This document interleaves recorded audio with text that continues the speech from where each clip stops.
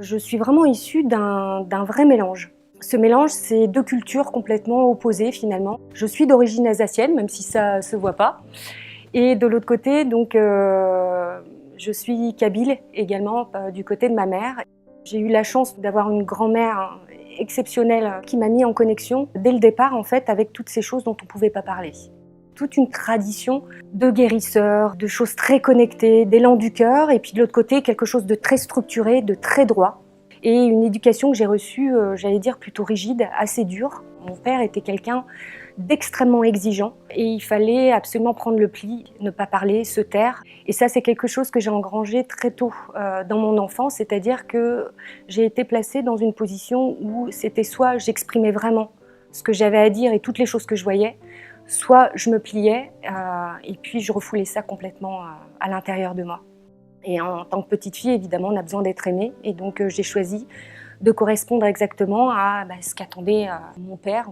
Et à partir de ce moment-là, ça doit être vers l'âge de 7-8 ans, j'ai complètement tout fermé, c'est-à-dire tout ce que je voyais, tout ce que je ressentais. J'ai choisi un parcours hyper classique pour bien répondre à tout ce qu'on demandait de moi. Donc, j'ai été une fille extrêmement sérieuse, j'ai adoré l'école et j'ai fait en sorte d'être toujours la première de la classe pour ramener mes petits bulletins à mon papa. Et c'était jamais assez. Jamais, jamais assez. J'essayais de trouver à l'intérieur de moi, mais pourquoi je suis faite, à quoi je sers, mais est-ce que j'ai des dons, est-ce que il faut que j'apprenne, il faut que j'apprenne. Très tôt, je me suis toujours posé des questions. C'est quoi le sens de la vie? Mais pourquoi on est là? Mais à quoi ça sert? Et j'avais pas de réponse. Et je me disais qu'en ayant un métier, en étant grande plus tard, enfin quand je pourrais être grande, je pourrais enfin parcourir le monde, être libre, etc. Je puisse être enfin reconnue, non pas pour ce que j'étais, mais parce que je disais des choses intelligentes et que le mental était bien plus important que le reste. J'ai fait une école de commerce, je suis allée dans la finance, j'ai été auditeur interne, j'ai travaillé pour des grands groupes et j'étais une folle de travail. Vraiment une folle de travail, lever très tôt le matin pour aller faire des audits à l'autre bout du monde. Beaucoup de rigueur et en fait je suis devenue en fait ce qu'on appelle un profil psychorigide au possible et de devoir en fait aussi servir les intérêts d'autres, c'est-à-dire des grandes entreprises, de devoir faire mes preuves, de prouver en fait que je valais quelque chose parce qu'il y avait un besoin en fait très simple de reconnaissance, de dire ok t'y es arrivé, t'es pas si bête finalement, parce qu'à l'intérieur de moi je me sentais nulle, je me sentais pas à ma place, je me sentais trop fragile en fait et trop hypersensible. Et ça a été vraiment le gros souci, même tout au long de ma carrière, c'est-à-dire que je ressentais tout le temps les choses et j'avais beau voir ce qui se passait, ne serait-ce même qu'en réunion, même pour des choses toutes bêtes, la création d'un site web, j'étais là et tous ces gens qui parlaient, chacun menant son ego en disant non, il faut faire comme ça, non, c'est le dernier qui a parlé, et je voyais la stupidité de ces réunions. On est en train de jouer une scène de cinéma, en fait, tous ces gens sont là en train de parler dans tous les sens, chacun essayant de prouver qu'il a raison. Ça n'a aucun intérêt. C'est là vraiment que j'ai senti qu'il fallait vraiment que j'arrête de mettre toutes mes compétences, tout ce que j'avais appris, il fallait que je change, il fallait que je mette ça au service d'autre chose. Donc, structure bien rigide, ce qui me permet de enfin pouvoir rentrer dans le moule, c'est-à-dire que je me marie très très tôt. Et je trouve la copie conforme de mon père pour rentrer dans une vie bien rangée, la petite dame bien gentille avec son emploi, etc., qui réussit dans la vie. Et puis j'ai continué sur cette lignée et là, je crois que j'ai eu ma première intuition fulgurante. Le jour du mariage, je me dis, il me faut un peu de courage. Et j'enfile cette robe qui me va pas du tout, jusqu'aux gants que j'avais pas choisis, parce que j'avais rien choisi. On m'avait dit, fais comme ci, fais comme ça, et j'ai été décisionnaire absolument sur rien. Et j'arrive devant cet hôtel et je me dis, mais quelle erreur monumentale, il faut pas le faire. Et pourtant, je suis allée au bout, j'ai pas suivi mon intuition. Évidemment, ça n'a pas duré, on était sur 2 planètes différentes. Mais ça a été en tout cas une belle expérience pour commencer à montrer que je ressentais quand même des choses et qu'il fallait peut-être commencer à les écouter. D'arrêter d'être toujours avec ce miroir extérieur et de vraiment d'aller voir en fait là où il y avait ces blessures et d'aller accepter en fait tout simplement une chose très bête, mais qui l'est pas du tout, c'est accepter en fait que j'étais une grosse hypersensible. Accepter que j'avais des souffrances, accepter qu'on pouvait être malade, qu'on pouvait être dépressif.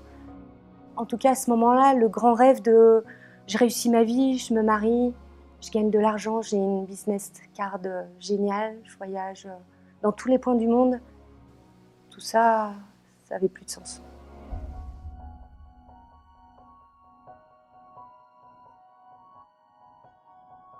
C'est juste à un moment aussi d'avoir le courage d'oser dire ok, c'est un système, ça existe, mais il y a peut-être d'autres possibilités.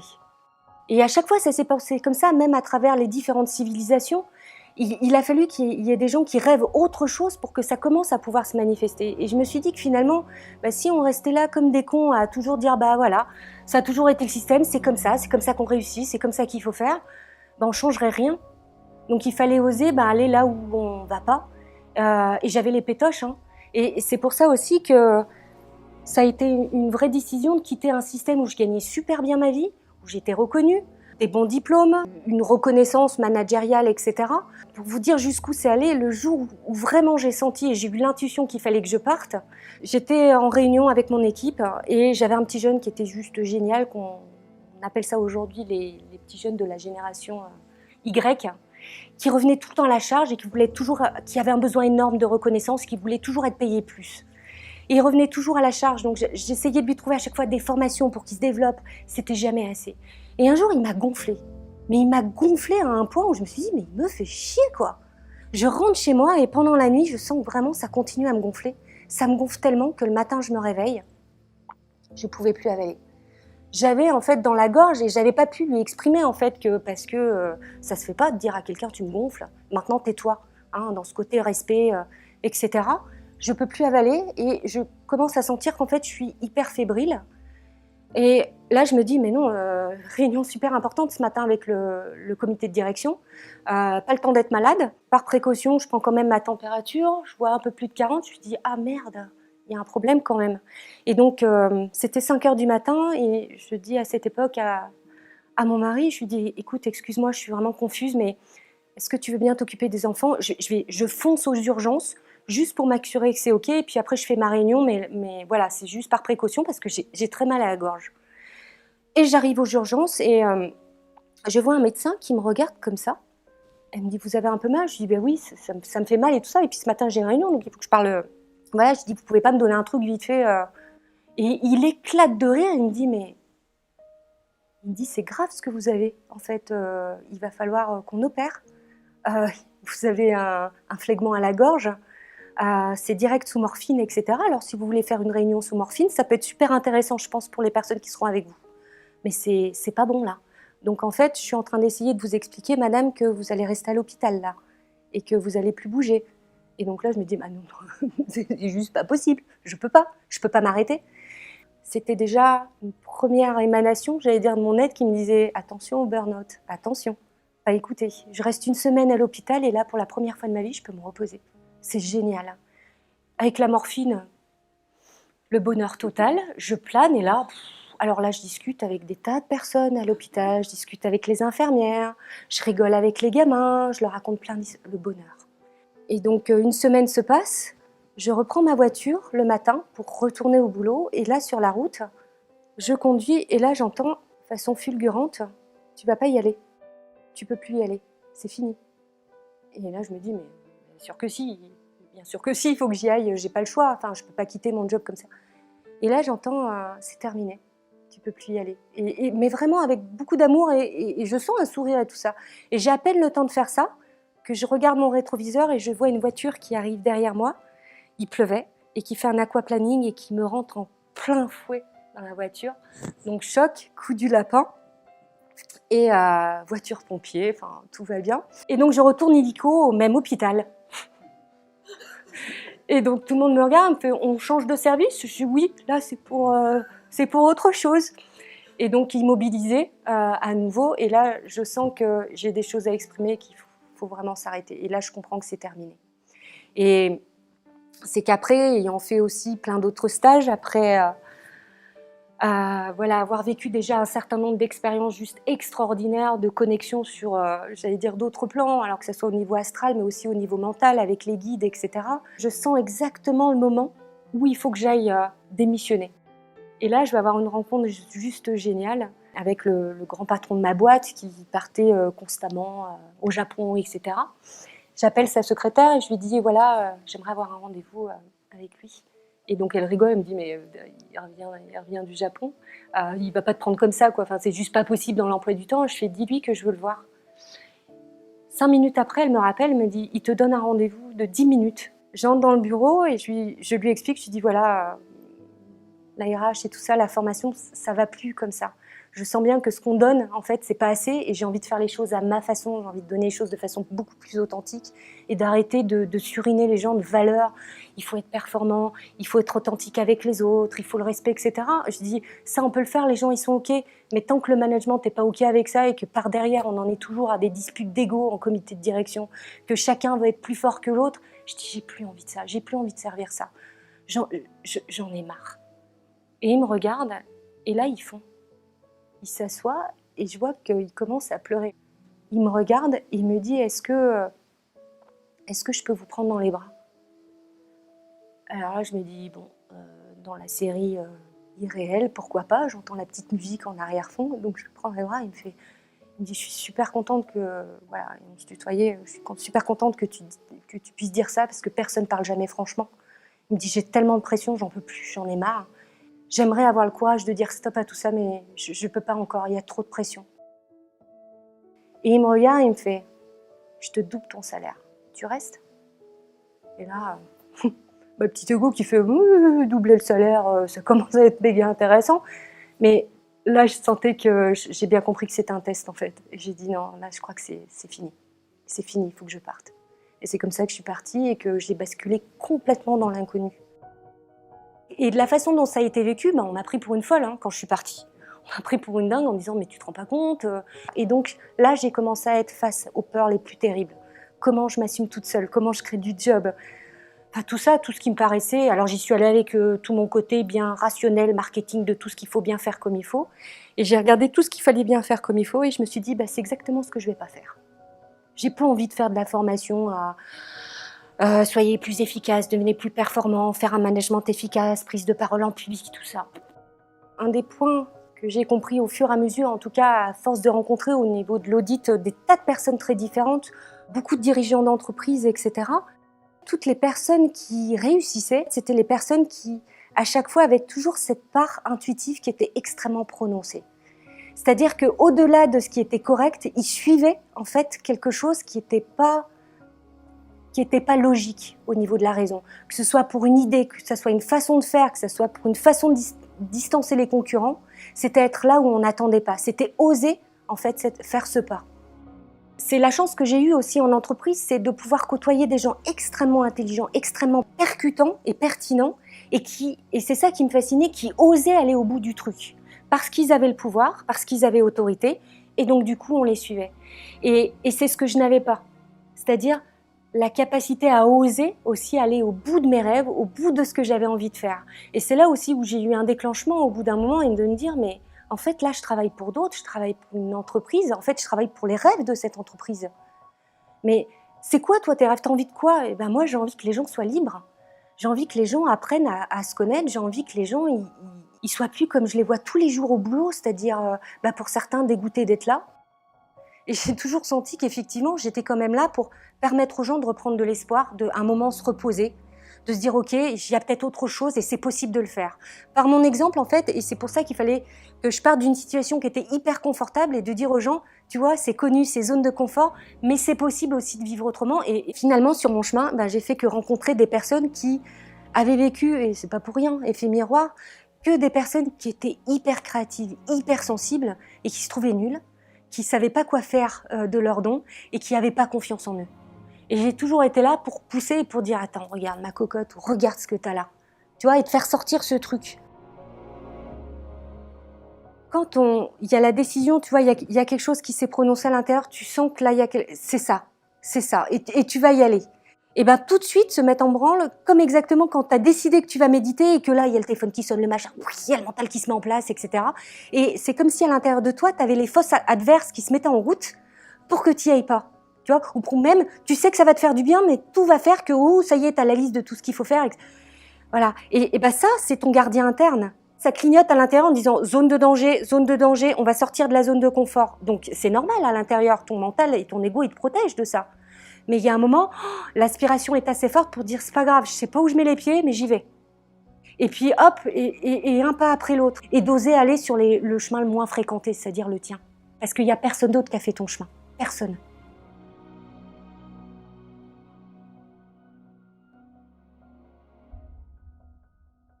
Cette intuition, elle passe par les capacités subtiles. C'est-à-dire que de façon physique, évidemment, on a les 5 sens, mais ces 5 sens, au niveau subtil et au niveau de nos corps, sont justement beaucoup plus aiguisés que ça. C'est-à-dire qu'on a la clairaudience, la clairvoyance, la clairsentience, hein, donc avec le ressenti, et puis on peut avoir un mélange en même temps de tous ces sens-là. Et c'est quelque chose, comme tout à chacun l'a déjà ressenti, vous savez, où tout d'un coup on a une espèce de fulgurance, c'est-à-dire qu'on sait avec une espèce de certitude que c'est ça, avant même d'avoir les preuves ou d'avoir connaissance de tous les faits qui sont autour de ça, mais on a senti, on a vibré, alors ça peut se manifester, vous savez, par les petits frissons qu'on a sur la peau, mais il y a comme une espèce de respiration de l'âme où c'est une évidence. Et il n'y a pas de jugement là-dessus, c'est comme ça. Et la difficulté, et c'est là que je me suis dit comment travailler ça, c'est que vu les 60 millions de pensées qu'on a par jour, comment capter la bonne pensée, c'est-à-dire celle qui vient vraiment de l'intuition et puis toutes celles qui sont le fruit de mon mental, de tous mes scénarios intérieurs, de tous mes désirs, de toutes mes incompréhensions.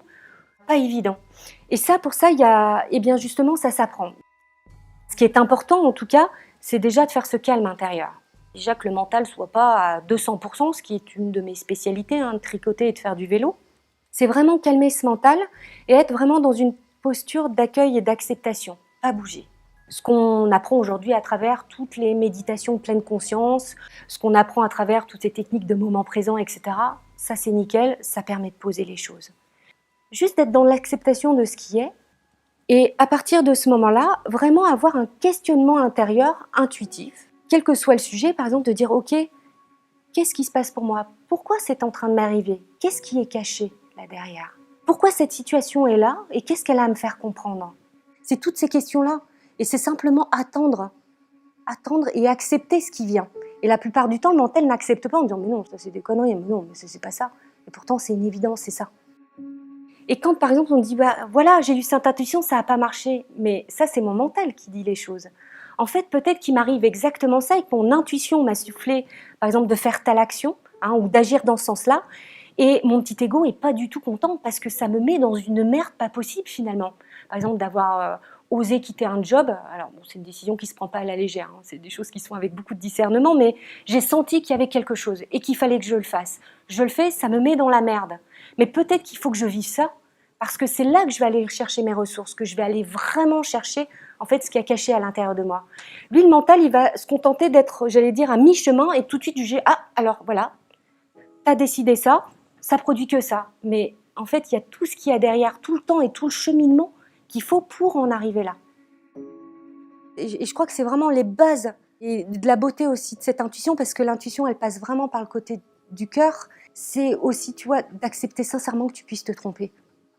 Parce que, en fait, est-ce que tu te trompes réellement? Finalement, ça n'a même pas de sens de se poser cette question. Mais c'est qu'à un instant T, à un moment T, tu as eu cette information et c'était juste.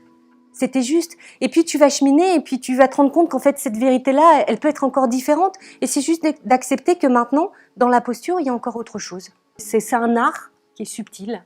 Pouvoir être dans l'acceptation et en même temps de s'en foutre. De s'en foutre dans le sens où ce qu'en pensent les autres, de toute façon, quoi que tu fasses, tu auras toujours des pour, des contre, etc. Mais au moins, c'est posé. C'est un dialogue qui se fait à l'intérieur et qui me permet de sentir à l'intérieur ce qui est juste et ce qui l'est moins.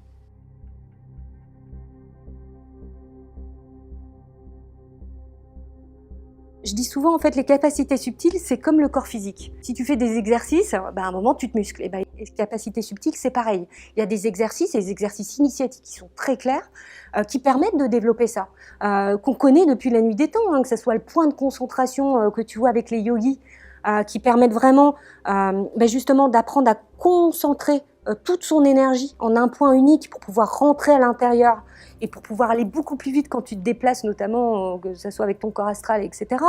Que ça soit dans le calme mental pour pouvoir avoir une meilleure réception.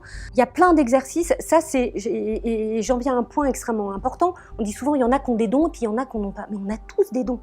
L'intuition, on a tous de l'intuition. C'est pas réservé au féminin ou au masculin. On a tous un cerveau droit, un cerveau gauche. À partir de là, L'intuition vient du côté cerveau droit, parce qu'elle apparaît par symbole, elle apparaît par parabole, par image, très souvent, c'est très clairvoyant, mais ça peut être aussi des messages par la clairaudience, hein, des messages qui vont être, voilà, comme beaucoup sont channel ou canalisent. Encore faut-il savoir sur quel plan on canalise, hein, parce qu'il y a plein de plans et là encore il y a un côté manipulatoire parce qu'on peut très bien jouer avec une entité et être complètement manipulé par elle et pourtant être vraiment sincère et penser que c'est ça. Donc il faut apprendre aussi à aller voir où est-ce qu'on se connecte et apprendre à le faire tout seul et pas être dépendant de quelqu'un qui connecte, hein, et j'en viens aussi justement aussi là-dessus sur tous ces côtés de dépendance qu'on peut avoir, soit avec des thérapeutes, ou dès qu'il y a quelque chose, dis-moi ce qui se passe, ou avec des médiums, ou enfin peu importe, où on a un côté où on n'a plus son libre arbitre, alors qu'on est composé de ça et qu'il faut absolument apprendre tout seul, et ça, l'intuition nous le donne, apprendre tout seul à se poser les bonnes questions. Tout comme quand on connecte par exemple un guide, un être de lumière, peu importe, c'est pas chercher absolument à avoir des réponses et tout en posant des questions ouvertes, fermées. Est-ce que je fais ça? Est-ce que je fais ça? Qu'est-ce que t'en penses? Etc. Et souvent, on va avoir la réponse hyper précise. Et pas de bol, le guide, il fait toujours des grandes phrases philosophiques en disant peut-être que ceci, cela. Et en fait, tu dis merde, j'ai pas eu ma réponse. Ça veut dire quoi? En fait, si t'écoutes la réponse, ça veut dire autant une chose que l'autre. Et puis là, on te dit, bah, débrouille-toi. Donc, t'es super content. Donc, il te reste quoi? Bah, il te reste l'intuition en disant, OK, comment ça vibre à l'intérieur? Je te donne un exemple tout bête. Je suis vraiment face à un choix, par exemple, j'ai envie de changer de lieu de vie et j'hésite entre deux endroits. Déjà, j'ai mon côté clairsentient qui peut me donner des infos, comment je me sens quand je suis là, etc. Et puis, je peux faire la demande, par exemple, à un guide en me disant, OK, quel est le meilleur endroit pour moi pour que je puisse continuer à me développer, par exemple, et développer ma conscience. Et juste lui demander, en fait, une indication, est-ce que tu peux me montrer l'endroit qui est le plus lumineux? C'est aussi simple que ça. Est-ce qu'il y en a un qui me parle un peu plus pour que ça soit intelligible dans ma compréhension?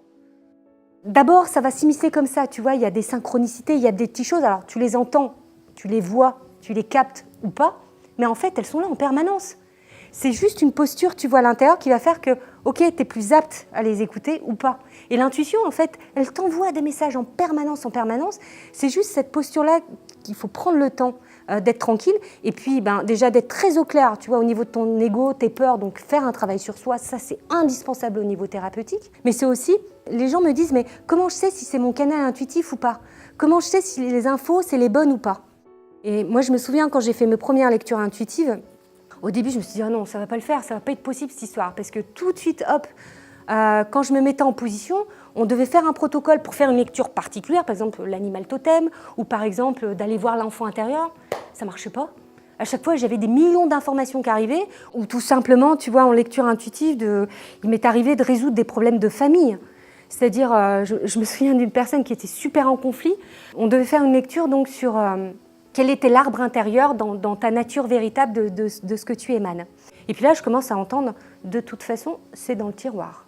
Je dis merde. Et moi, mon canal de prédilection, c'était pas la clairaudience. Mais là, ça venait tout le temps, ça venait tout le temps en auditif. Et ça insiste et tout ça, et j'avais pas d'image. Alors pour moi, ça a toujours été très facile de voir. Passé, futur, pas de problème. Mais là, alors je dis bon, ok, alors je suis le truc et tout ça. Et j'entends, dis-lui le collier. Je dis mince. Et puis donc, je regarde la personne. C'était un banquier, en fait, que j'avais en face de moi. Alors, je dis bon, ça te parle si je te dis un tiroir, un collier et tout ça? Et là, je vois la personne qui se fiche comme ça et puis qui commence à me regarder super méchamment. Alors, je dis bon, c'est pas grave, je retourne à l'intérieur et tout ça. Puis je dis, il a pas l'air content. Il dit si, dis-lui que, en fait, ce collier, il est là. Il y a une cachette derrière le tiroir, je l'ai mis là.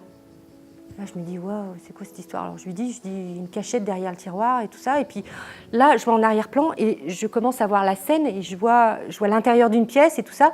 Et je lui dis, ça te parle cette pièce et tout ça? Et donc là, le gars figé, il me dit, oui, c'est chez ma grand-mère. Et en fait, ils cherchaient tous à mettre la main sur un collier, c'est un collier d'émeraude, a priori d'une grande valeur. Ils étaient en grande dispute dans la famille parce qu'ils pensaient que quelqu'un l'avait pris, enfin que quelqu'un l'avait volé. Et c'était la guerre monumentale dans cette famille-là, enfin une discorde pas possible. Et en fait, c'est juste la grand-mère qui l'avait caché dans le tiroir. Et le soir même, il a appelé et il a demandé donc à sa femme d'aller voir s'il y avait le collier, quoi. Et là, Ben, en fait, il y avait quelque chose pour lui, mais il y avait quelque chose pour moi, parce que c'est là où j'ai pu véritablement faire le lien jusque dans la matière et la manifestation. Et ça m'a permis aussi de pouvoir structurer pour pouvoir après le transmettre aux gens. Et de leur dire, ok, là, te focalise pas là-dessus, ou là, tu vois, effectivement, tu es en train de capter des trucs, mais là, on est dans le bas astral. Tu vois, là, ça, c'est des petites entités qui sont en train de s'amuser. Essaye de te poser, ancre-toi. Et c'est la première des choses que je fais en stage, on ne fait que travailler l'ancrage. Parce que plus tu veux aller dans ta profondeur, plus tu veux capter, et c'est pas plus tu veux en fait, c'est plus voir ce qui est là à un moment donné, plus tu dois descendre en fait, plus tu dois être présent à toi-même, plus tu dois pouvoir sentir jusque dans ton corps ce qui est en train de se passer. Autrement, tu te viandes. Parce qu'il y a un véritable engouement là au niveau du développement personnel, acquérir des capacités subtiles, pouvoir voir d'autres plans, être clairvoyant, etc., etc. Ça, c'est génial parce que ça motive. C'est quelque chose qui va motiver le mental à aller commencer à fouiller tout ça. Mais on se rend compte avec du recul que c'est pas une fin en soi. Avoir du pouvoir, c'est pas une fin en soi. Les capacités subtiles, elles te permettent juste quoi? Elles te permettent juste d'agrandir ta conscience, d'agrandir ta perception pour avoir des expériences de plus en plus fortes, de plus en plus vastes. Ça sert juste à ça. Si je suis incarnée, si je suis là, c'est peut-être qu'il y a une bonne raison. Et si il y a tout ce mouvement extérieur aussi, bah, c'est peut-être que j'accepte complètement d'être complètement incarnée là et que je ne sois pas tout le temps là-haut. Parce que la vie, elle est merveilleuse, hein, de l'autre côté, au niveau astral, alors dans le bas astral, moins sympa, mais dans le haut astral, etc., mais tu peux passer ta vie à faire des voyages, à aller dans des endroits magnifiques, à discuter avec des dragons, avec d'autres êtres, etc. Mais c'est pas un but en soi. Si c'est ça, utiliser ses capacités, juste pour pouvoir vivre d'autres choses, parce que tu as une vie merdique à côté, mais que toi, tu sais intérieurement que, tu vois, comme ça, je suis peut-être ça, et je fais peut-être que ça comme métier, mais ma vie, elle est tellement riche de l'autre côté, et tu sais pas qui je suis, finalement. C'est quoi le lien entre les deux? Justement, l'objectif, c'est de faire ce lien, c'est d'apporter tout ce qu'il y a de magnifique, et de l'incarner dans la matière, jusque dans le physique. Et ce que je trouve génial avec l'intuition, c'est justement qu'elle te fait travailler cette posture intérieure. Pas bouger, être juste là dans l'acceptation de ce qui est, c'est-à-dire tout en même temps. Mon action au monde, c'est justement faire descendre ça à l'intérieur de moi, montrer le chemin. Cette limite subtile entre ne rien faire et s'en foutre. Qu'est-ce que c'est que ce véritable lâcher-prise? Lâcher-prise, ça veut dire que tu lâches le truc et la plupart des gens pensent qu'il ne faut plus rien faire. Au contraire, c'est justement comment tu te poses pour pouvoir agir dans l'action juste. C'est juste de dire, ok, je prends pas, et ce qu'on explique, ce qu'il a d'ailleurs assez bien exprimé, tu sais, à travers les 4 accords Toltec, je prends pas les choses de façon personnelle, je pose un peu mon ego de côté, j'accepte ce qui est, je fais de mon mieux, mais je fais pas plus rien. Faire de son mieux, ça veut pas dire rien faire. Et c'est d'ailleurs un des pièges, tu vois, de ceux qui sont hyper cerveau droit et qui sont des champions de la procrastination. Parce qu'ils se disent, ok, j'ai envie de faire un truc. Alors déjà, il y a 15 millions de personnes qui l'ont fait, donc pourquoi je vais le faire? Si je fais un truc, c'est pas à peine. C'est soit je le fais bien, mais je fais pas un truc merdique. Donc du coup, je le fais pas. Et puis je le fais pas. Et puis il y en a plein d'autres qui le font. Et puis putain, je sentais bien que le truc était juste et tout, c'était ça, mais tu vois, je l'ai pas fait. Et là, bah, je suis dans le rien faire. Je me donne des excuses parce que j'ai les informations et je l'incarne pas.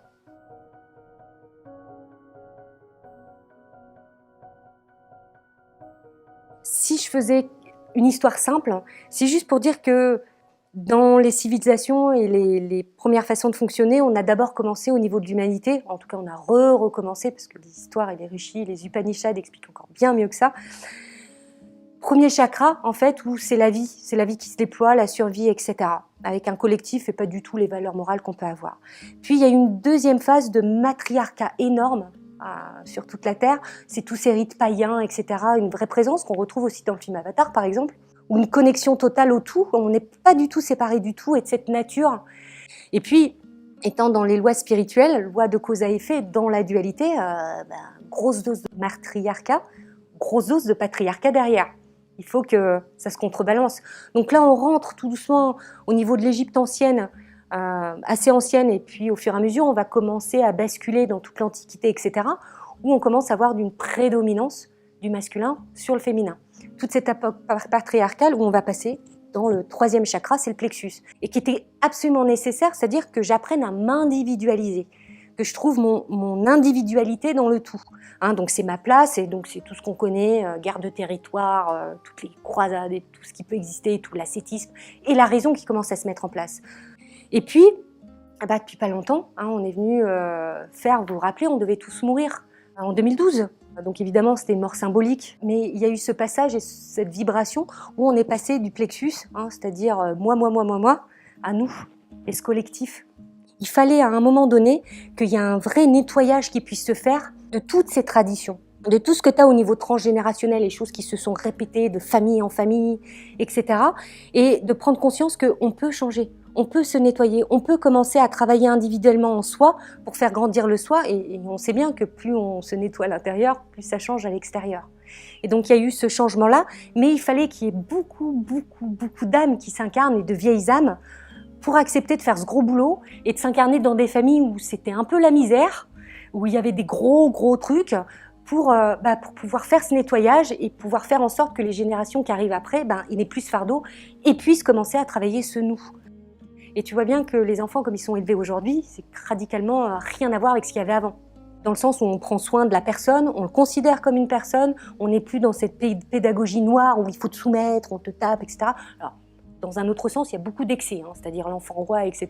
Mais en tout cas, voilà, on a changé complètement la façon de voir. Et on donne à l'enfant, on a la conscience que c'est une âme qui vient de s'incarner, et qui nous a choisis et qu'on a choisi aussi. Et grâce à Internet, la connaissance se diffuse à vitesse grand V. Alors avec du bien et du moins bien évidemment. Mais c'est surtout que si tu vois aujourd'hui les jeunes et dans leurs aspirations, ils sont plus du tout liés à cette connaissance où il faut que je fasse mes preuves et ceci. Ils n'ont pas ce souci-là. Ils se trompent, c'est pas grave, et puis ils font autre chose. Ils sont dans ce moment présent. Ils ont déjà engrammé en eux que, ok, je fais, c'est pas grave, je me trompe, c'est pas grave. Donc il n'y a plus cette culpabilité qu'on nous a inculquée nous sur les générations précédentes. C'est voilà, j'essaie, je vois ce que ça donne. Et puis, il y a cette volonté aussi de devenir autonome, de faire mon truc, de m'essayer. Donc, pas toutes ces peurs qu'a fille de oh, qu'est-ce qui va se passer si je gagne pas d'argent et si j'y arrive pas et si ceci. Voilà, j'essaye et puis on verra bien. Donc, il y a plus sur ces nouvelles générations cette peur qu'il y a pu avoir, comme pour nous, tu sais, de ce problème de confiance ou d'estime de soi, etc. Les parents, nouvelle génération, en donnent beaucoup, parfois trop. Et d'ailleurs, on en voit d'autres gamins qui pensent avoir tout vu, tout connu, ils ont toutes les expériences, puis ils t'expliquent la vie. C'est drôle aussi. Après, voilà, chacun son expérience au fur et à mesure. Puis c'est souvent qu'après, ils se disent, bah ouais, là, en fait... d'ailleurs, on le voit bien sur plein de vidéos de jeunes youtubeurs qui ont commencé, puis qui se regardent 2 ans après en disant, voilà, j'étais trop naze. Enfin, c'était... Mais chacun sa vérité au moment donné. En tout cas, ce qui compte, c'est qu'il n'y a plus cette appréhension de donner avec son cœur ce qui est dans l'instant. Et on n'arrête pas de te le buriner à toutes les sauces marketing. Fais ce qui te passionne. Si tu veux faire un truc qui marche sur Internet, dis quelque chose pour laquelle tu as vraiment une passion, où tu es authentique, etc. Et il n'y a pas plus vrai, tu vois. Mais si tu fais le truc en espérant obtenir quelque chose, t'es mort. Ça ne marchera pas. Il faut juste que tu fasses si c'est juste pour toi et que tu le sens, parce que ça vibre.